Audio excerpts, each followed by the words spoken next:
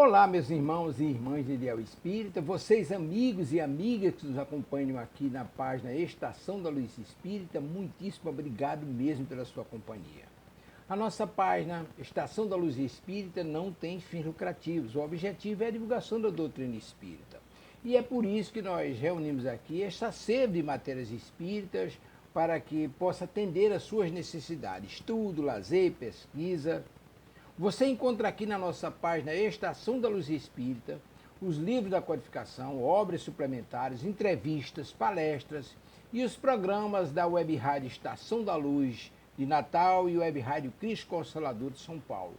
Ou seja, um acervo que atenda às suas necessidades, sem fins lucrativos. O objetivo é a divulgação da doutrina espírita. E agora eu convido você para nos acompanhar na reprodução de mais esse trabalho imperdível. Muito obrigado mesmo pela sua companhia e vamos juntos.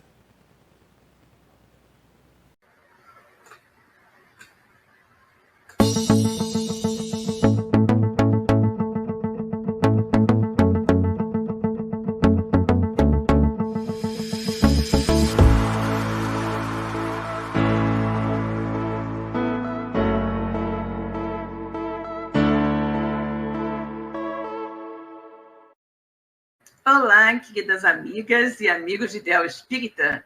É com muita satisfação que iniciamos agora pela nossa Web Rádio Cristo Consolador mais um programa Aprendendo com os Clássicos. Esse programa onde nós estudamos o clássico da literatura espírita Aconteceu na Casa Espírita. Aconteceu na Casa Espírita é um livro que foi ditado pelo espírito Nora, a psicografia de Emanuel Cristiano. Mas antes de iniciarmos o nosso estudo da tarde de hoje, vamos cumprimentar os amigos que já estão aqui conosco, né? Então, vamos lá. Miriam Becker, boa tarde, Miriam. Como vai? Tudo bom? Nora Liberato também aqui conosco. Oi, Nora, boa tarde. Ironides também. Boa tarde, Silvia, a todos. Ótimo estudo, com certeza, querida, se Deus quiser, né? Muito bem. Mas, como nós fazemos sempre, né, antes de iniciar propriamente o nosso programa, nós fazemos uma prece, pedindo aos queridos amigos espirituais que nos auxiliem na realização de mais um programa. Então, convidamos a todos que estão aqui conosco e aqueles que irão nos acompanhar mais tarde pelo vídeo que deixaremos gravado em nosso canal no YouTube, para que elevem seu pensamento a Deus e, junto conosco, façam esta pequenina prece de abertura. Ok? Então, vamos orar. Deus, Pai de infinita bondade, misericórdia e justiça. Jesus, nosso querido amigo, nosso mestre, guia e modelo de toda a humanidade. Queridos amigos espirituais que estão aqui nesta tarde, nos envolvendo, nos amparando, nos auxiliando na realização de mais um programa da Web Rádio Cristo Consolador. Muito obrigada pela presença amiga. Obrigada, sobretudo, pela luz da doutrina espírita que ilumina as nossas vidas. Que todos nós, encarnados e desencarnados, possamos oferir tudo de melhor nesse estudo que será realizado no dia de hoje.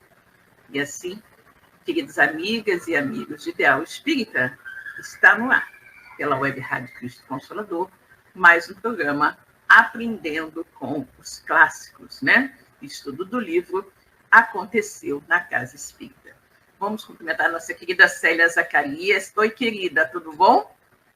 Excelente tarde a todos, queridos irmãos de Ideal Espírita, pais e luz para você também, Célia, minha querida Célia, que é uma das colaboradoras aqui da nossa Web Rádio Cristo Consolador, né?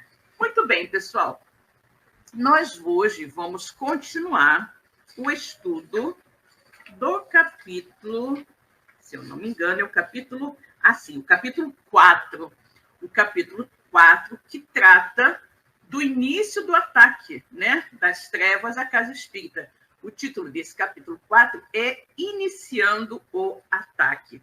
Nós vimos, né, no nosso último estudo, que aquele espírito menos feliz, que é o chefe da falange que está atacando a Casa Espírita, chamado Júlio César, não é?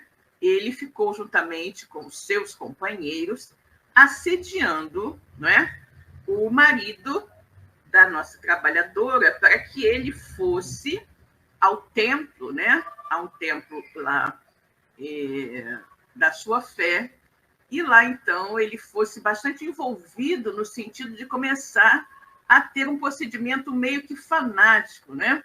Que começasse a não querer permitir que a esposa fosse à casa espírita, né? Então, vejamos aqui. Eu vou voltar um pouquinho, né? Na nossa leitura, só para nós pegarmos um pouco do fio da meada. Próximo do início das atividades, marchas musicais foram tocadas, preparando o psiquismo dos presentes. Terminado o show de músicas lúgubres, figura esquisita adentrou ao ambiente físico, onde Clodoaldo, o pastor-chefe, né? Era Clodoaldo, o pastor-chefe, que adentrou lá o ambiente do templo. De posse do livro sagrado dos cristãos, a criatura austera, de intenções sombrias, contemplou demoradamente a extensa plateia de necessitados, preparando-se para falar, quando foi envolvido pelos 2 intérpretes das trevas que lhe inspiraram esse discurso. Meus irmãos, os sofrimentos do mundo representam um castigo divino.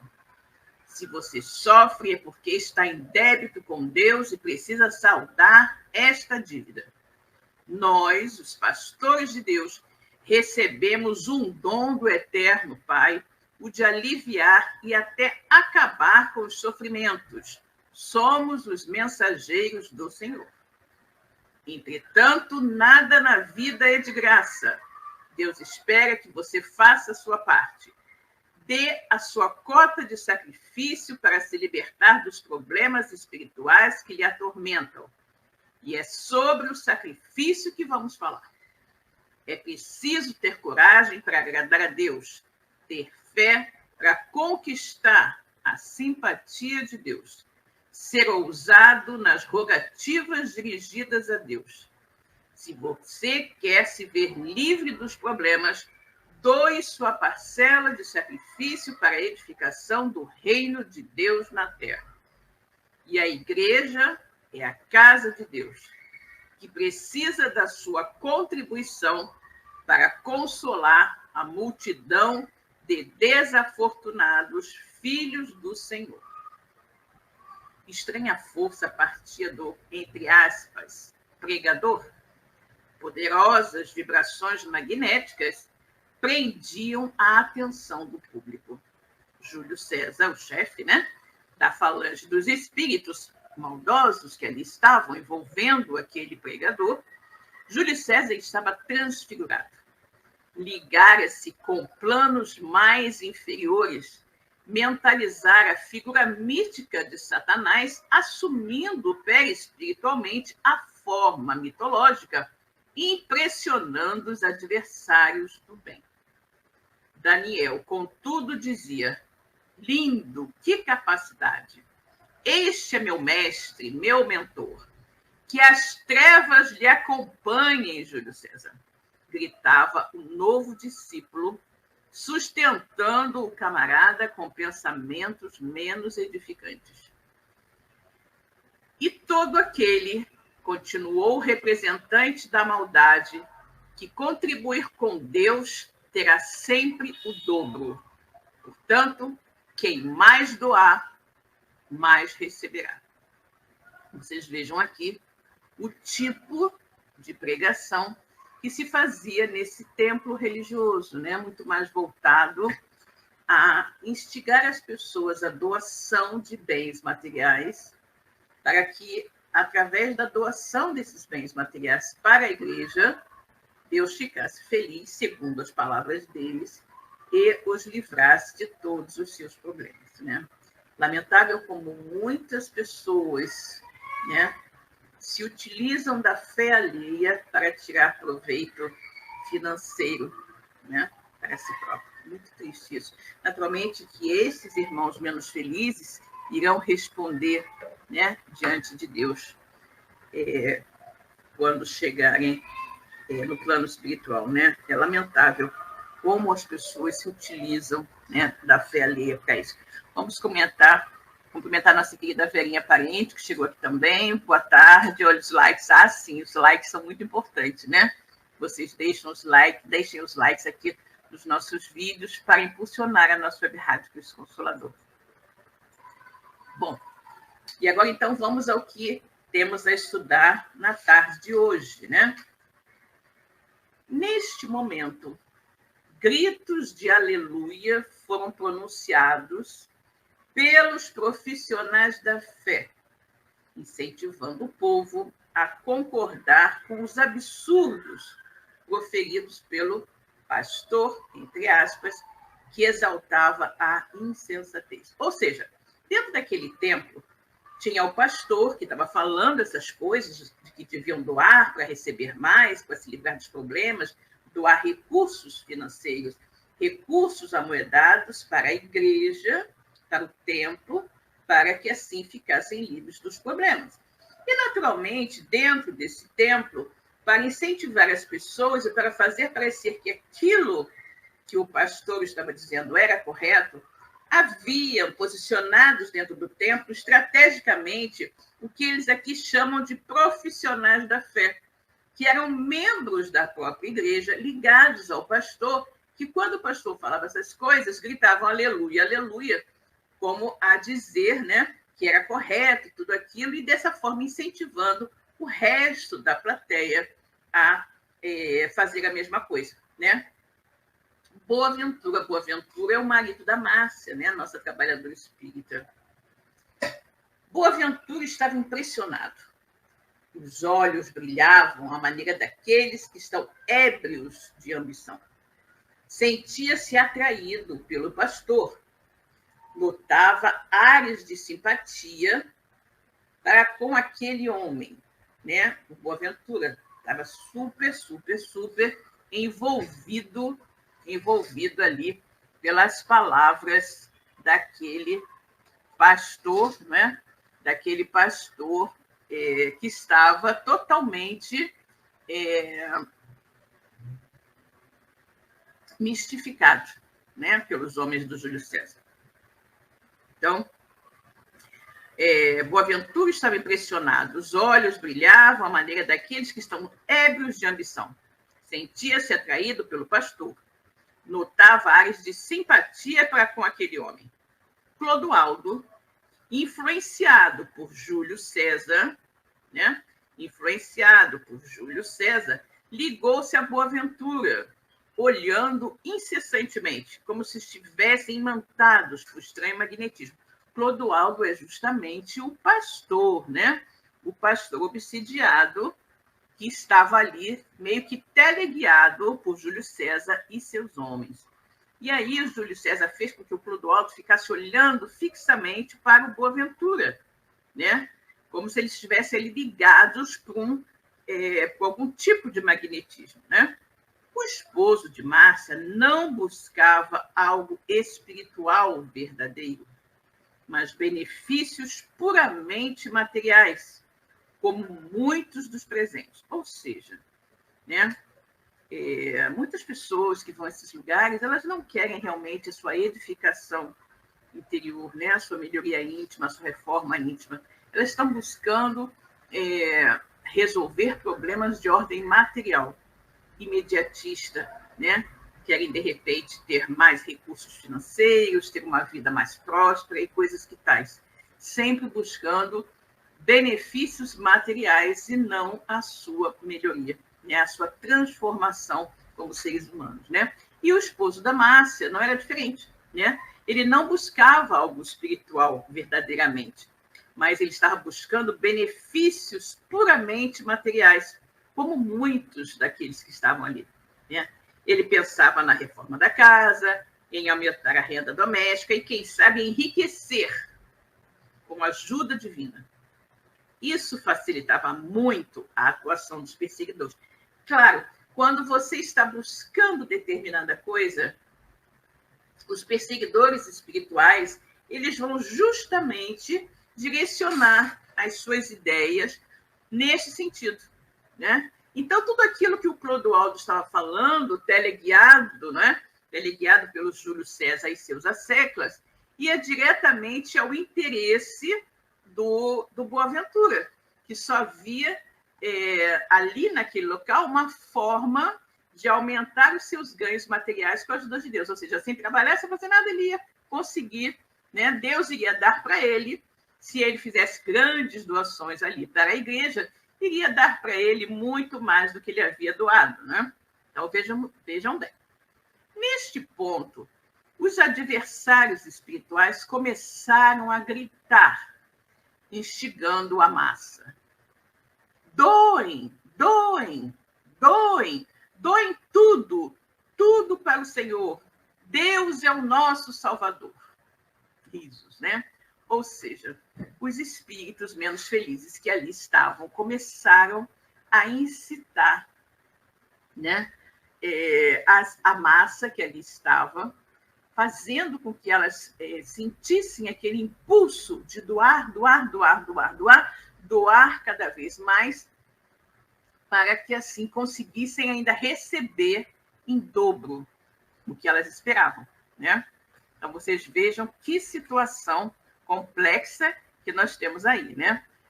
Vamos cumprimentar aqui a nossa querida Liana. Boa tarde, Silvia. Boa tarde, Liana. Que bom que você chegou, né? Aqui, nossa Eronide está fazendo aqui um comentário.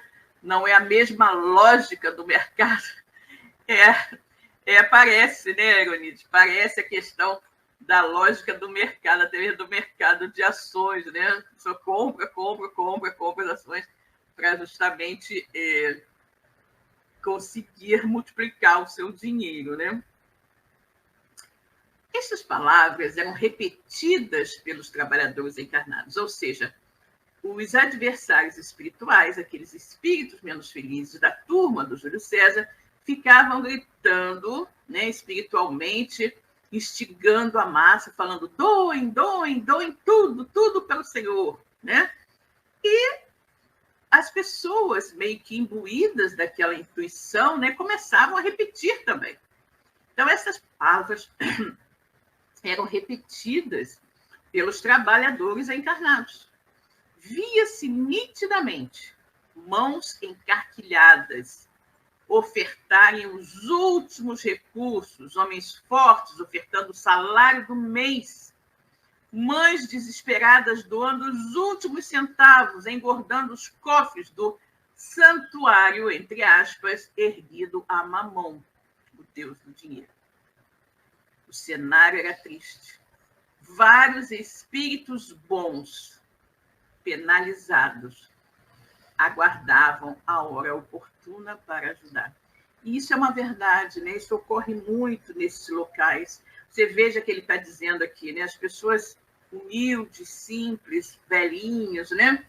Dando seus últimos recursos, seu último dinheirinho, pais de família doando integralmente o salário do mês, né? As mães doando os poucos recursos que tinham para alimentar seus filhos, todos eles na ilusão de que quanto mais dessem a Deus, entre aspas, mais Deus lhes daria em troca. Quanta ilusão, né? Quanta ilusão nessa atitude. Pensar que Deus possa ter interesses de alguma forma materiais. Que Deus possa nos recompensar de alguma coisa em troca de benefícios monetários. Para que Deus precisaria disso? Não é? Mas as pessoas são tão cegas, têm muitas vezes uma fé tão cega, tão longe do raciocínio e da razão, que fazem qualquer coisa em troca de benefícios fáceis e imediatistas. Você veja que aqui esses pais de família entregando o salário do mês inteiro sem se preocupar com o que seria feito de suas famílias, acreditando que pelo simples fato de doar o salário iriam receber em dobro, em triplo. Mas de quem? Como? Dinheiro não cresce em árvores, não cai do céu como chuva. E ninguém recebe aquilo que não tenha feito por merecer, tanto de bem quanto de mal. Não é? Se isso fosse verdade, quantas e quantas e quantas pessoas hoje seriam riquíssimas? Seriam riquíssimas, segundo a lógica desses templos que ficam exortando as pessoas a darem todos os seus bens para o templo. Numa espécie de compra, comprando os favores divinos, né? Meio que subornando a Deus. Que visão tão estreita da divindade. Que visão tão pequenina da divindade. Pensar que Deus, nosso Pai Criador, toda bondade, toda justiça, perfeito como é, pudesse ter interesses tão mesquinhos quanto o homem mais inferior na escala dos espíritos, ou seja, interesses pecuniários. Desse valor ao dinheiro. Para quê? Não é? Para quê? Como as pessoas podem acreditar nisso? Como as pessoas podem ser tão facilmente iludidas por esses mercadores da fé, por esses exploradores da ingenuidade alheia, né? É muito triste isso, muito triste. E nós vemos aqui, né, que espíritos bondosos ali também presentes, observando tudo aquilo, ficavam muito, muito penalizados, aguardando, não é, a hora oportuna para poderem ajudar aqueles infelizes. Terminado o momento do ofertório, o pastor fez uma rogativa. As palavras pediam a Deus pelos necessitados, mas o coração contava as moedas. Ou seja, o que ele dizia efetivamente não tinha o menor sentimento. Eram palavras soltas ao vento. Ele fazia que estava orando, pedindo a Deus para aquelas pessoas, mas no fundo, ele estava muito mais empolgado com os ganhos que havia recebido naquela noite, com todas as doações obtidas, né? Entretanto, centenas de pessoas oravam com fervor, inúmeras possuíam méritos, e nesta hora, os benfeitores espirituais, que estão em toda parte, ali se apresentaram, atraídos pelos pensamentos das pessoas nobres de sentimentos, colhendo os pedidos sinceros que muitas vezes, numa explosão de fanatismo, eram feitos aos gritos. E naquela algazarra, os verdadeiros espíritos do Senhor, que não eram vistos ou percebidos pelos adversários do bem, trabalhavam silenciosamente, anonimamente, promovendo passes magnéticos nos enfermos, recolhendo obsessores, espíritos recém-desencarnados, almas sofredoras e infelizes, num extraordinário trabalho de benemerência. Terminada a prece, muitos sentiam-se aliviados, atribuindo a melhora ou a cura aos poderes místicos do pastor. Gente, isso aqui é muito, muito interessante, né? Muito interessante, por quê? Porque nós estamos vendo que nesse ambiente, né, existia muito charlatanismo, muita manipulação da fé alheia, porém, existiam ali também pessoas que estavam sendo ludibriadas, estavam sendo enganadas por aquele pastor encarnado e pelos seus asseclas, que só queriam tomar daquelas pessoas o seu dinheiro, mas elas estavam verdadeiramente acreditando naquilo. Elas acreditavam piamente nas palavras do pastor, acreditavam sinceramente que seriam beneficiadas por Deus se fizessem as doações. E no momento em que o pastor começa a fazer aquela prece só de lábios, né, que não ia nada ao coração, porque ele não estava sentindo nenhuma ligação com Deus naquele momento, ele estava muito mais preocupado em contabilizar os lucros daquela noite. Pessoas naquele ambiente estavam orando com fervor, estavam orando a Deus com muita fé, né? Pedindo ajuda a Deus para a solução dos seus problemas. E é neste momento que os amigos espirituais que lá estavam vão captar estas preces verdadeiras, estas preces sentidas verdadeiramente, né?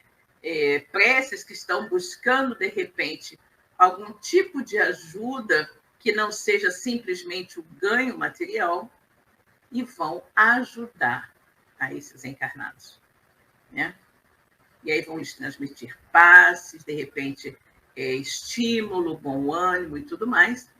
E, ao final da prece, é natural que estas pessoas que haviam orado com bastante fervor vão se sentir melhores, mas não vão se sentir melhores em virtude, né, daquela prece de boca, né, sem sentimento real que o pastor fez, mas em virtude da sua própria prece, da sua própria rogativa sincera e fervorosa a Deus. A sua rogativa sincera foi, como eu falei, captada pelos amigos espirituais que lá estavam, e eles, então, os auxiliaram segundo o seu merecimento. E aí, naturalmente, após a prece, como eles se sentiram melhor, eles atribuíram esta melhora justamente ao dinheiro que haviam doado e à prece do pastor, né? Lamentavelmente, né?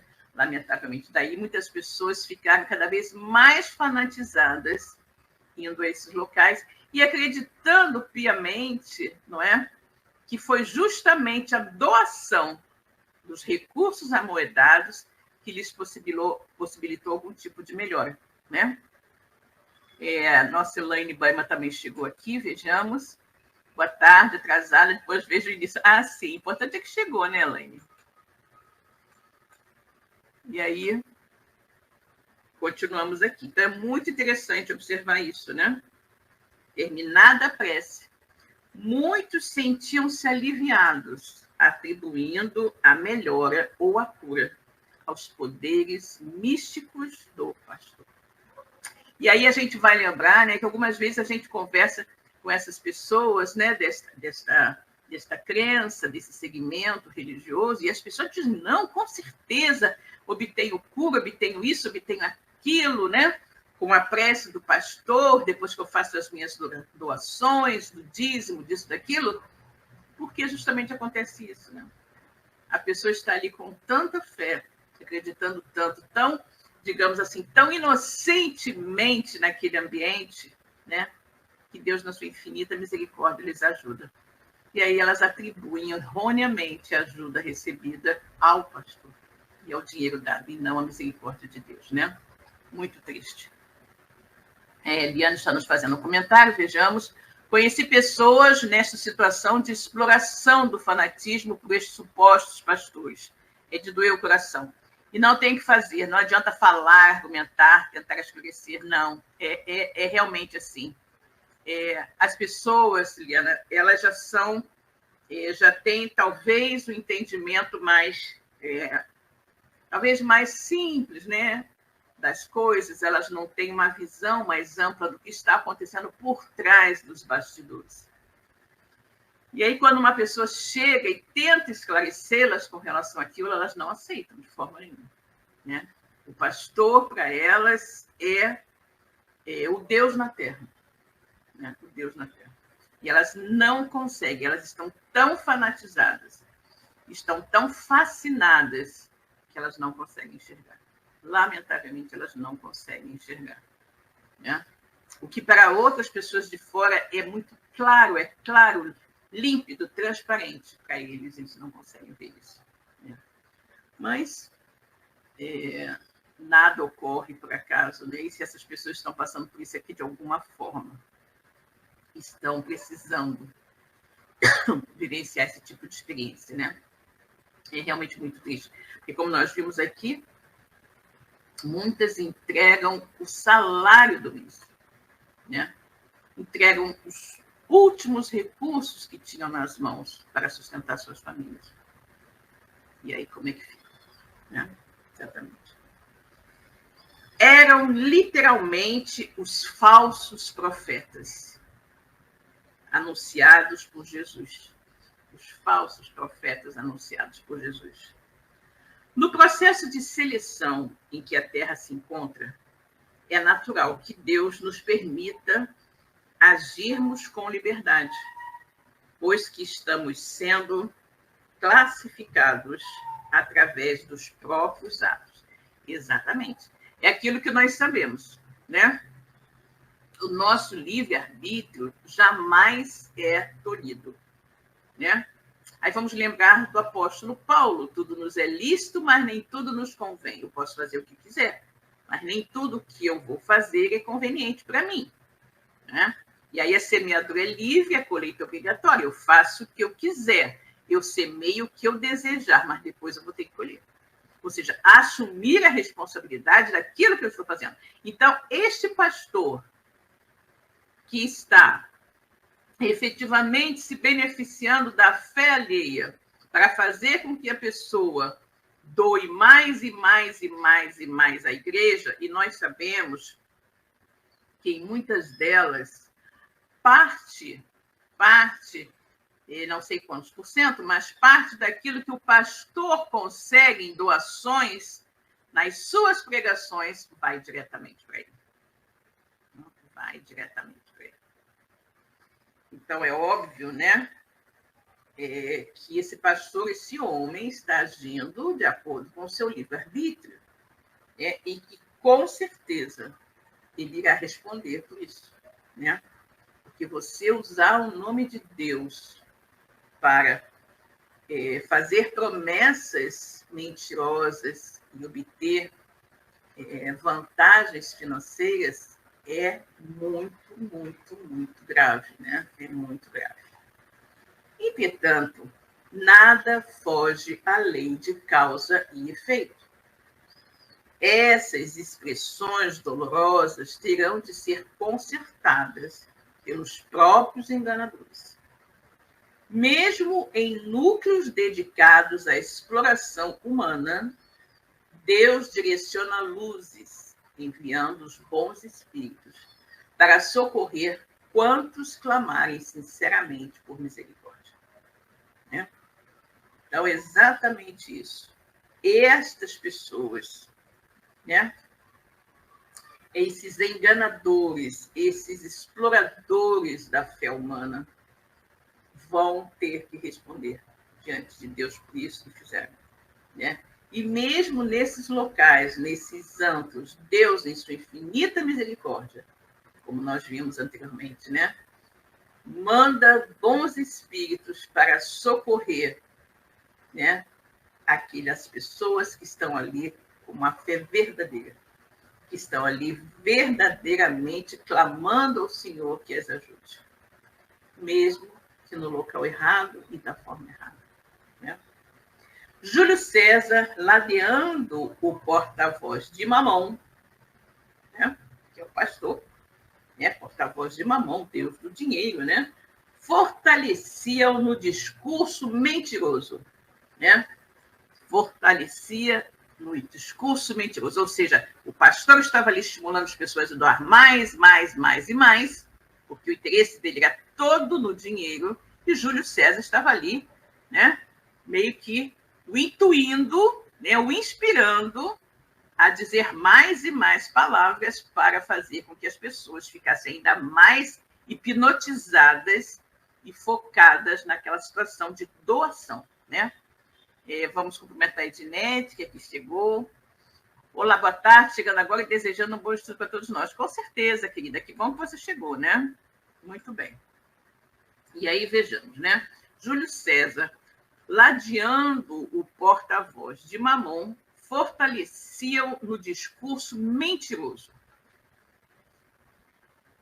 Eu lhe solicito, Senhor, que aqueles que contribuíram, olha só os que contribuíram, né? Eu lhe solicito, Senhor, que aqueles que contribuíram com a sua obra sejam especialmente abençoados. e que os males espirituais sejam retirados, os demônios afastados.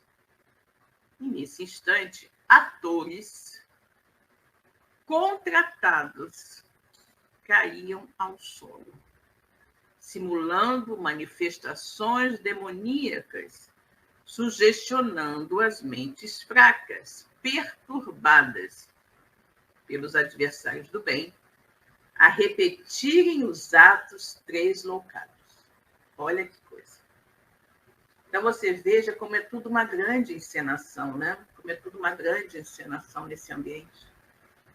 Aquelas pessoas, aqueles atores, né, contratados por esses pastores para simularem que estão, né,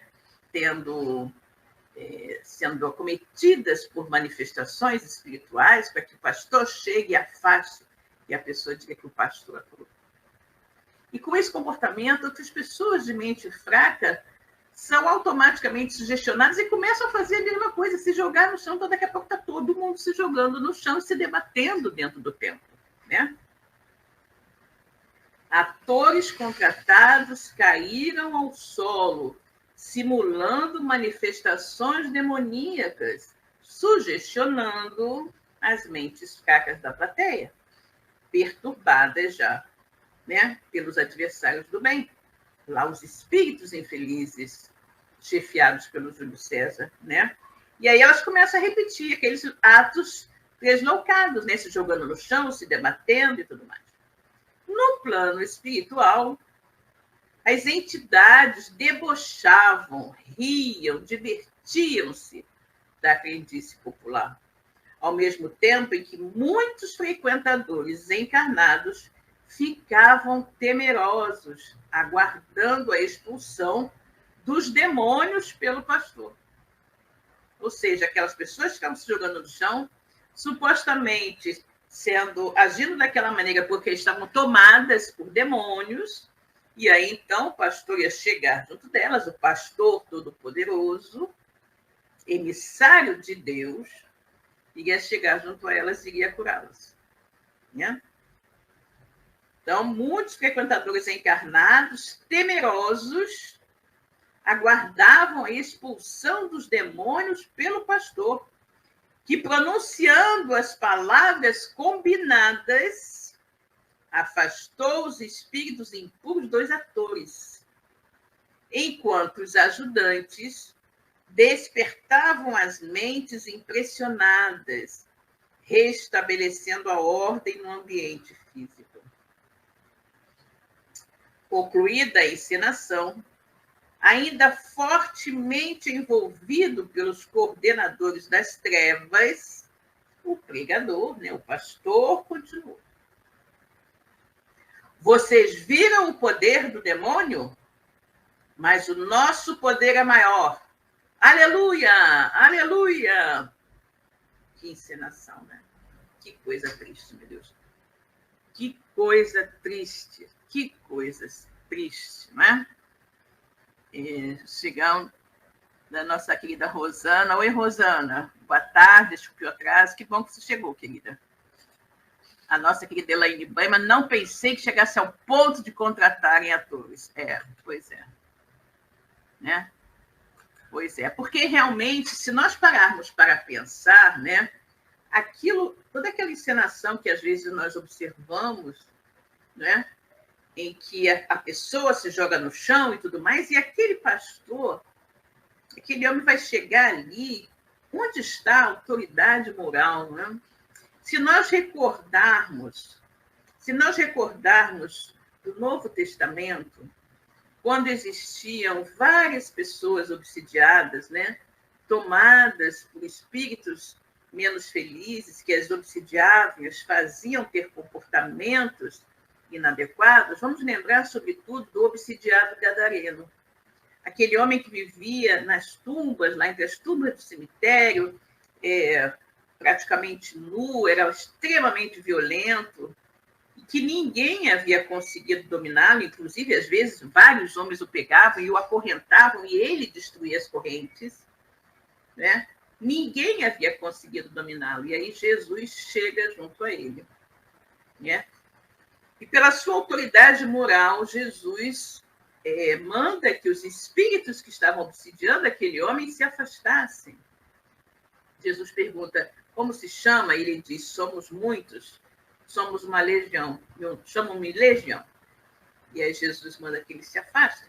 E eles se afastam verdadeiramente e o homem fica curado. Volta ao seu estado normal, tranquilo, sereno, conversando naturalmente.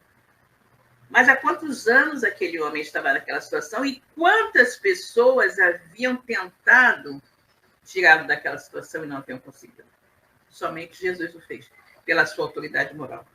Então, diante desse quadro, né, se aquelas pessoas verdadeiramente estivessem tomadas por um espírito obsessor, né, não seriam palavras daquele pastor totalmente vinculado a interesses materiais, cuja moralidade é bastante duvidosa, que iria fazê-los se afastar. Se afasta porque era uma encenação. Né? Então, a gente consegue verdadeiramente entender isso, né? E aí o pastor vem e fala outra vez, né, aquelas frases de efeito para fazer com que as pessoas fiquem ainda mais envolvidas por ele. Ele diz, vocês viram o poder do demônio? Mas o nosso poder, nosso do pastor, é maior. Aleluia, aleluia. Todos aqueles que não têm fé, olha só, caem nas garras de Satanás. Ele age de várias formas, tendo sua morada nos centros espíritas. Olha isso, gente. Olha que nós estamos vendo aqui. Uma clara atitude de desrespeito a outra fé religiosa, no intuito de voltar os seus seguidores contra uma outra fé. Não é? Criando uma intolerância religiosa para com outro segmento religioso. Né? Obviamente que nós estamos vendo aqui que esse pastor está falando isso intuído pelo Júlio César, né, que queria justamente que estas palavras do pastor atingissem diretamente ao Boaventura, marido da Márcia, para impedi-la de ir ao centro espírita. Né? Então, ele continua dizendo, todos aqueles que não têm fé caem nas garras de Satanás. Ele, Satanás, age de várias formas, tendo sua morada nos centros espíritas. Que coisa, né?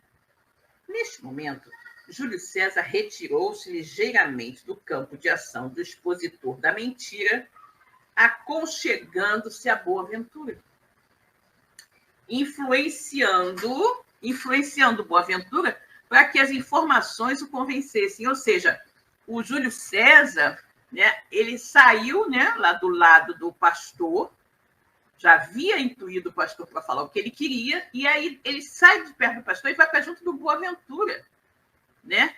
Para fazer com que o Boaventura captasse bem aquelas palavras e absorvesse aquilo como uma verdade absoluta. E aí ele continua falando na cabeça, né? Na cabeça do Boaventura. O espiritismo, continua o orador das trevas, é a doutrina do demônio. Os espíritas são adoradores da maldade. Aqueles que abraçam esta doutrina têm a vida atrasada. Os homens que são casados... Olha só como tudo era direcionado, né? Os homens que são casados com mulheres que trabalham neste movimento podem ser contaminados. O contrário também é verdadeiro. A residência fica marcada e o diabo poderá arrebatá-los do dia para a noite. Se alguém aqui possuir parentes frequentando ou trabalhando nestas casas, deixem os nomes para a reunião de libertação, onde afastaremos o demônio amarrando-o definitivamente, confinando-o no inferno, de onde nunca deveria ter saído, livrando os lares desta indesejável companhia. Sejam fortes, não deem trégua aos espíritas. Convençam os parentes, tragam-nos ao nosso templo. todo aquele que consegue converter um irmão à nossa fé cresce aos olhos de Deus. Né? Que coisa, né? E está lá o orador falando, e o Júlio César fazendo que o Boaventura captasse cada vez mais aquilo. Não tolerem as conversas espíritas. Satanás é quem orienta estas casas. Que horror, né, gente? Que horror. Bom, vamos comentar Ana Ribeirinho. Boa tarde, Ana. Que bom que você chegou, né? Então, vocês vejam, né, como essas pessoas são trabalhadas, né? Como essas pessoas são trabalhadas pelos espíritos menos felizes, que sabem que é na casa espírita que eles são desmascarados. Né? Então, obviamente, que eles têm que estimular a descrença dessas pessoas com relação aos trabalhos realizados nas casas espíritas, né? Porque só assim eles conseguirão manter o seu domínio sobre esses irmãos. Né? Porventura parecia estar em transe e uma onda de ódio, iniciada por Júlio César, invadiu-lhe a alma, fazendo refletir erroneamente desta forma. Por isso, então, permaneço na pobreza. Esse é o motivo de não conquistar nada materialmente. Márcia vai me pagar. O mandante das trevas lançou o olhar para o pregador, ajudando-o a terminar a ridícula exposição, fazendo pronunciar estas palavras. Ou seja, Júlio César continuava teleguiando o pastor para que ele dissesse aquilo que ele queria que o Boaventura escutasse. E aí o pastor continuou falando. O Espírito de Deus está me dizendo que aqui há várias pessoas com este problema.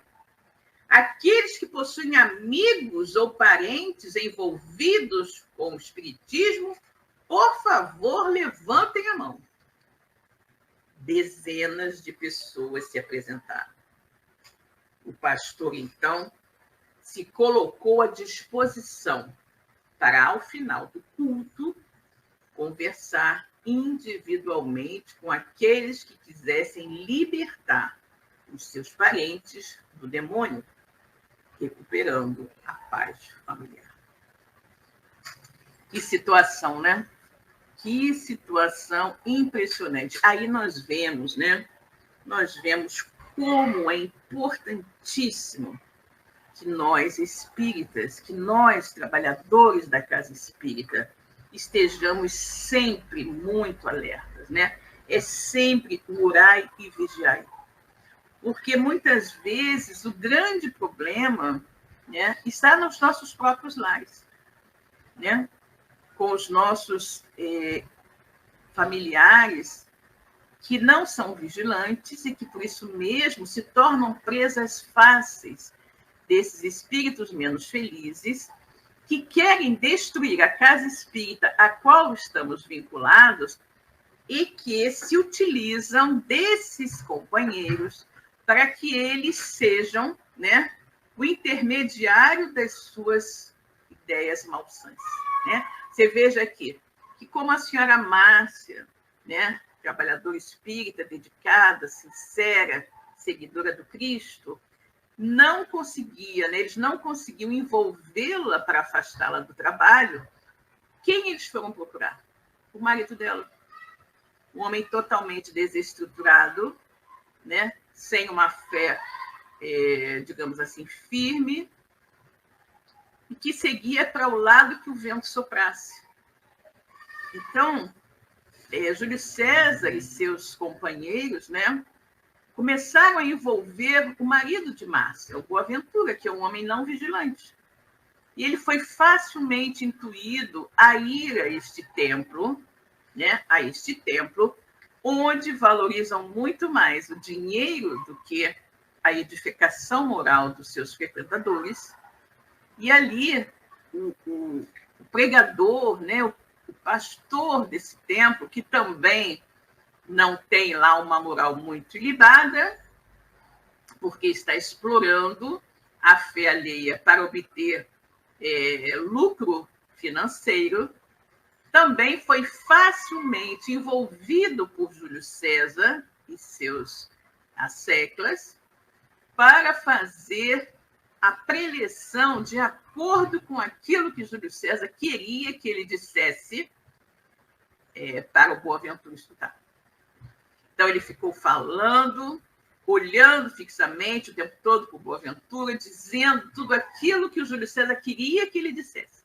Todos os absurdos que o Júlio César queria que ele dissesse, e, inclusive, que ele incitasse, né, os seus seguidores, os seus ouvintes, contra um outro segmento religioso, que era justamente o segmento da doutrina espírita, o qual a esposa do Boaventura era dedicada.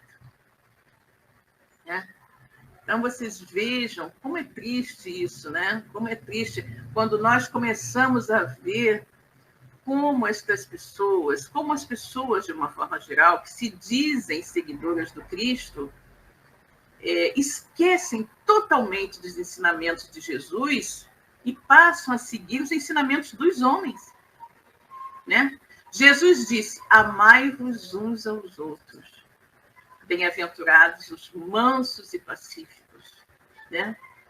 Jesus disse que se alguém quisesse nos fazer caminhar 1000 passos, que deveríamos caminhar 2000, se alguém nos batesse na face direita, deveríamos apresentar a face esquerda. Tudo isso numa simbologia, significando que a gente não deveria entrar em guerras, em contendas, em disputas, e sim viver em paz e harmonia uns com os outros.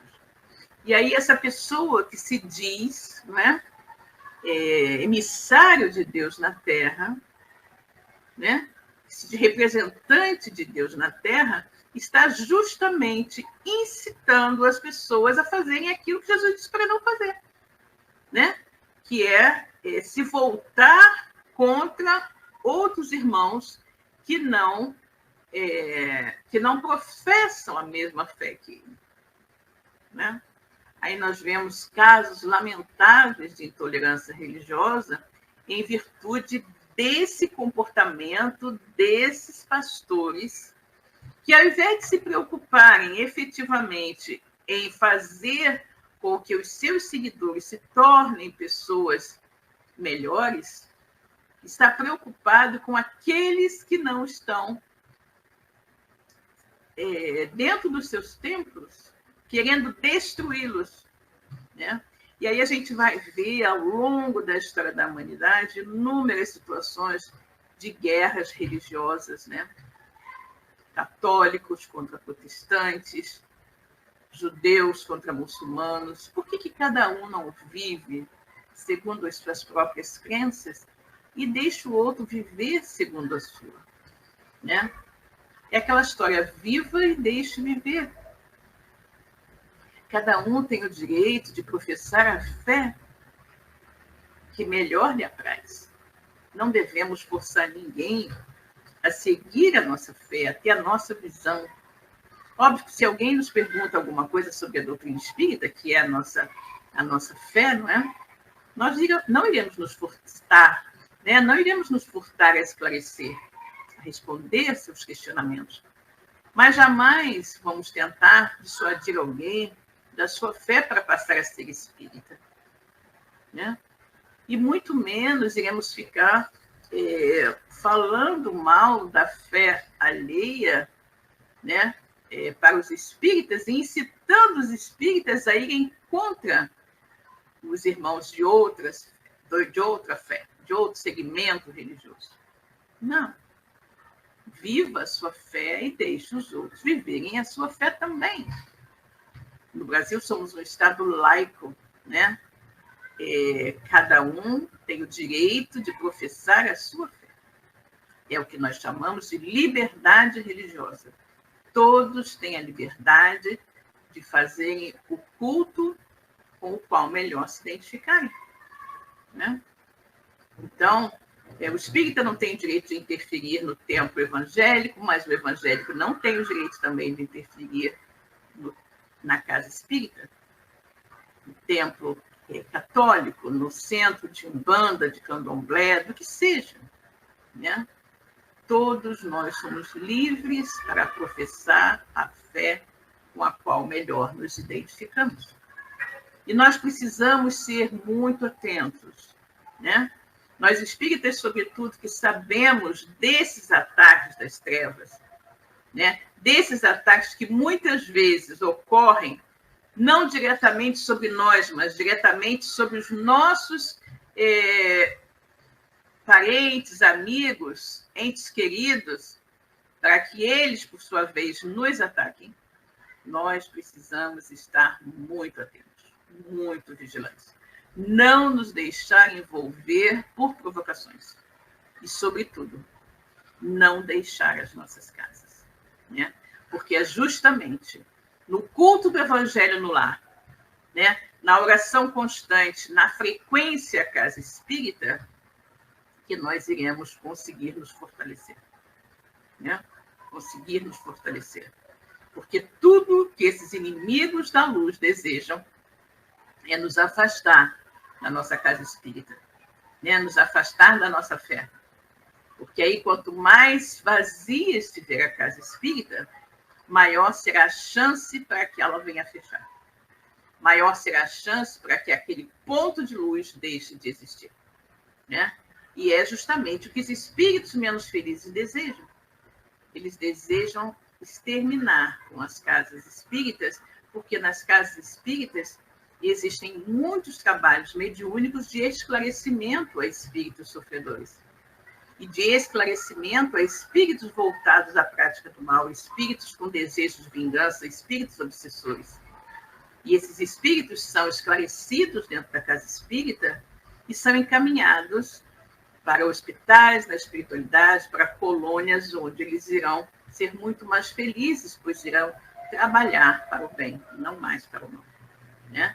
Então, é óbvio que Júlio César, por exemplo, com a sua falange de espíritos menos felizes, não deseja de forma nenhuma que existam centros espíritas onde os seus homens possam ser doutrinados e venham abandonar a sua falange. É por isso que ele está tão preocupado em destruir esta casa espírita e qualquer outra que possa existir, né? Então, tenhamos em mente isso. Devemos sempre orar, vigiar, confiar nos nossos amigos espirituais, mantermos sempre a nossa fé fortalecida, né? Não nos deixar envolver por qualquer coisa que queira nos afastar da nossa casa espírita e não nos deixar envolver também por situações menos felizes que venham a ser provocadas por familiares que sejam seguidores de outros segmentos religiosos e que se mostrem contrários à nossa posição como espíritas. Nós devemos dizer com toda calma, com toda serenidade, eu não interfiro na sua fé, não interfira na minha também, né? E assim nós vamos viver em paz, cada um com a sua fé, ok? Bem, meus queridos, chegamos então ao final do nosso programa de hoje, né? Espero que vocês tenham gostado bastante do que nós vimos hoje, né? Foram pontos muito interessantes. Aliás, esse livro nos traz sempre muitos pontos interessantíssimos para a nossa reflexão, né? Que todos tenham uma ótima noite, já são quase 18 horas, né? Todos tenham uma ótima noite, uma ótima semana e que possamos estar juntos aqui na próxima segunda-feira, às 17 horas, para mais um programa Aprendendo com os Clássicos pela nossa web rádio Cristo Consolador. Beijo, pessoal. Até a próxima.